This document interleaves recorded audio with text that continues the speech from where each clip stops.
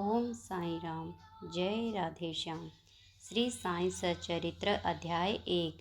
वंदना। गेहूँ पीसने वाला एक अद्भुत संत। गेहूँ पीसने की कथा और उसका तात्पर्य।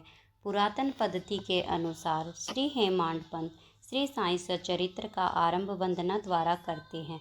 प्रथम श्री गणेश को साक्षात नमन करते हैं, जो कार्य को निर्विघ्न समाप्त कर उसको यशस्वी बनाते हैं, और कहते हैं कि श्री साईं ही गणपति हैं। फिर भगवती सरस्वती को, जिन्होंने काव्य रचने की प्रेरणा दी, और कहते हैं कि श्री साईं भगवती से भिन्न नहीं हैं, जो कि स्वयं ही अपना जीवन संगीत बयान कर रहे हैं। फिर ब्रह्मा, विष्णु और महेश, जो क्रमशः उत्पत्ति, स्थिति और संहार करता है, और कहते हैं कि श्री साईं और वे अभिन्न हैं, वे स्वयं ही गुरु बनकर भवसागर से पार उतार देंगे। फिर अपने कुल देवता श्री नारायण आदिनाथ की वंदना करते हैं, जो कि कोंकण में प्रकट हुए। कोंकण वह भूमि है जिसे श्री परशुराम जी ने समुद्र से निकाल कर स्थापित किया था। तत्पश्चात वे अपने कुल के आदि पुरुषों को नमन करते हैं। फिर श्री भारद्वाज मुनि को, जिनके गोत्र में उनका जन्म हुआ। पश्चात उन ऋषियों को, जैसे याज्ञवल्क्य, भृगु, पाराशर, नारद, वेद व्यास, सनक, सनंदन, संत कुमार, सुख, सौनक, विश्वामित्र, वशिष्ठ, वामदेव, जैमिनी, वैशंपायन, नवयोगेंद्र इत्यादि, तथा आधुनिक संत जैसे निवर्ति, ज्ञानदेव, सोपान, मुक्ताबाई, जनार्दन, एकनाथ, नामदेव, तुकाराम, कान्हा, नरहरि आदि को नमन करते हैं। फिर अपने पितामह सदाशिव, पिता रघुनाथ और माता को, जो उनके बचपन में ही गत हो गई थी। फिर अपनी चाची को, जिन्होंने उनका भरण पोषण किया, और अपने प्रिय भ्राता को नमन करते हैं। फिर पाठकों को नमन करते हैं, जिनसे उनकी प्रार्थना है कि वे एकाग्रचित होकर कथामृत का पान करें। अंत में श्री सच्चिदानंद सतगुरु श्री साईनाथ महाराज को, जो कि श्री दत्तात्रेय के अवतार और उनके आश्रयदाता हैं, और जो ब्रह्म सत्य और जगत मिथ्या का बोध कराकर समस्त प्राणियों में एक ही ब्रह्मा की व्याप्ति की अनुभूति कराते हैं, सर्वश्री पाराशर, व्यास और सांडिल्य आदि के समान भक्ति के प्रकारों का संक्षेप में वर्णन कर अब ग्रंथकार महोदय निम्नलिखित कथा प्रारंभ करते हैं। गेहूँ पीसने की कथा। सन 1910 में मैं एक दिन प्रातःकाल श्री साईं बाबा के दर्शनार्थ मस्जिद में गया। वहाँ का विचित्र दृश्य देख मेरे आश्चर्य का ठिकाना न रहा कि साईं बाबा मुँह हाथ धोने के पश्चात चक्की पीसने की तैयारी करने लगे। उन्होंने फर्श पर एक टाट का टुकड़ा बिछा उस पर हाथ से पीसने वाली चक्की रखी। उन्होंने कुछ गेहूँ डालकर पीसना आरंभ कर दिया। मैं सोचने लगा कि बाबा के चक्की पीसने से क्या लाभ है। उनके पास तो कोई भी नहीं है, वे तो अपना निर्वाह भी भिक्षावृत्ति द्वारा ही करते हैं।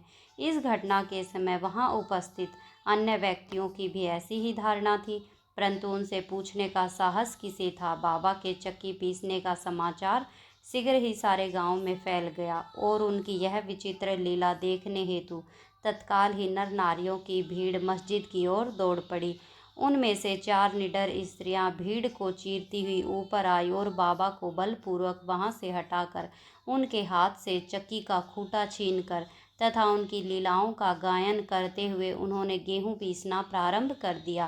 पहले तो बाबा क्रोधित हुए, परंतु फिर उनका भक्ति भाव देख वे शांत होकर मुस्कुराने लगे। पीसते पीसते उन स्त्रियों के मन में ऐसा विचार आया कि बाबा के न तो घर द्वार है, न कोई बाल बच्चे हैं, न कोई देखरेख करने वाला है। वे स्वयं भिक्षावृत्ति द्वारा ही अपना निर्वाह करते हैं, अतः उन्हें भोजन आदि के लिए आटे की आवश्यकता ही क्या है। बाबा तो परम दयालु हैं, हो सकता है कि यह आटा वे हम सब लोगों में ही वितरण कर दें। इन्हीं विचारों में मग्न रहकर गीत गाते गाते उन्होंने सारा आटा पीस डाला। तब उन्होंने चक्की को हटाकर आटे का 4 समान भागों में विभक्त कर लिया, और अपना अपना भाग लेकर वहां से जाने को उद्यत हुई।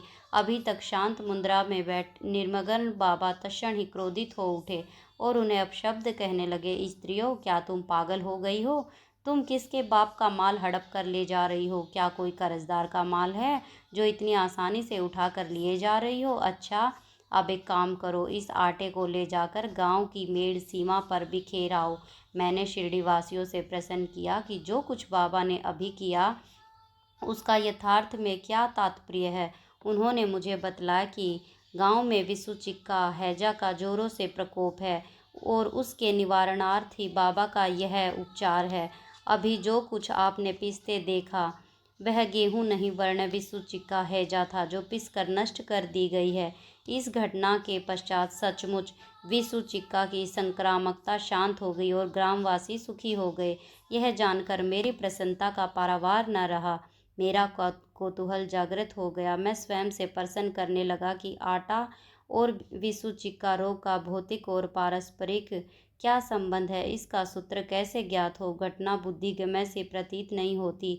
अपने हृदय की संतुष्टि के हेतु इस मधुर लीला का मुझे 4 शब्दों में महत्व अवश्य प्रकट करना चाहिए। लीला पर चिंतन करते हुए मेरा हृदय प्रफुल्लित हो उठा। इस प्रकार बाबा का जीवन चरित्र लिखने के लिए मुझे प्रेरणा मिली। यह तो सब लोगों को विदित है कि यह कार्य बाबा की कृपा और शुभ आशीर्वाद से सफलतापूर्वक संपन्न हो गया। आटा पीसने का तात्पर्य। शिरडी वासियों ने इस आटा पीसने की घटना का जो अर्थ लगाया वह तो प्राय ठीक ही है, परंतु उसके अतिरिक्त मेरे विचार से कोई अन्य अर्थ भी है।